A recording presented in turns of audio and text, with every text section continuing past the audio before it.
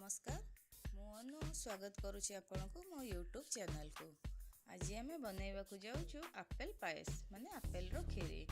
तबे चलंतु बनैबा। तबे आसंतु जानिने बा सामग्री गुड़िक एथि पय दरकार आपेल 3 कप क्षीर 3 रु 4 चमच चीनी छोट गुजराती आउ किछि ड्राई फ्रूट्स जेमति मु एठी नै छै काजू किशमिश आउ आलमंड। आपण ए खीरी को रिच करबा को चाहुथिले सेतिरे किछि खोआ आउ केसर मध्ये ऐड करि परिबे। आपेल को भलो भाबरे धोई देई चोपा छडांतु एवं एही परि छोट छोट करी काटंतु। कड़ा को गैस ऊपर बसांतु एवं छोट छोट कटा होइथिबा आपेल गुड़िका सेतिरे पकांतु। एथिरे किछि तेल पकेइबा आवश्यक नाही, आपण कड़ा रे डायरेक्ट आपेल पकेइ परिबे एवं सेथिरे एही 3 रु 4 चमच जे चीनी नै चंदी ताकू पकांतु एवं भलो भाबरे आरो पानी मारिबा पर्यंत आकु भाजंतु। आपण माने देखि परथि एथिरे केमति पानी बाहरुछि।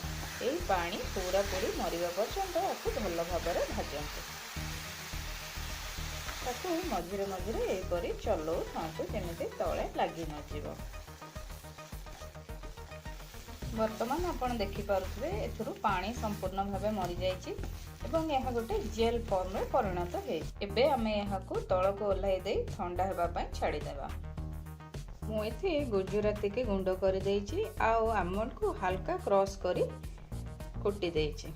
अन्य एक पात्र रे मु ए खीर को बसई देइछि एवं यहा को बहलिबा हबा पर्यंत आमे ताकू फुटाइबा। आपण माने देखुथिबे खीरटी बहलिया हे गलानी एवं एतिर कलर मध्ये चेंज होबा को लागिलानी। आमे एथिरे एबे गुजराती गुंडटी पकई दे गैस बंद करी ठंडा हेबा को छाडी देबा। खीरटी एबे पूरा पूरी ठंडा हो जाइछि। आमे सेथिरे एबे ड्राई फ्रूट्स गुडी को पकाइबा। आपण चाहे ड्राई फ्रूट्स गुडी को टिके ड्राई रोस्ट किंबा अल्प ऑयल दे रोस्ट करी पारिबे। एबे एथिरे आमे भजा होइथिबा आपेल को पकाई भलो भाबरे गोळाइबा।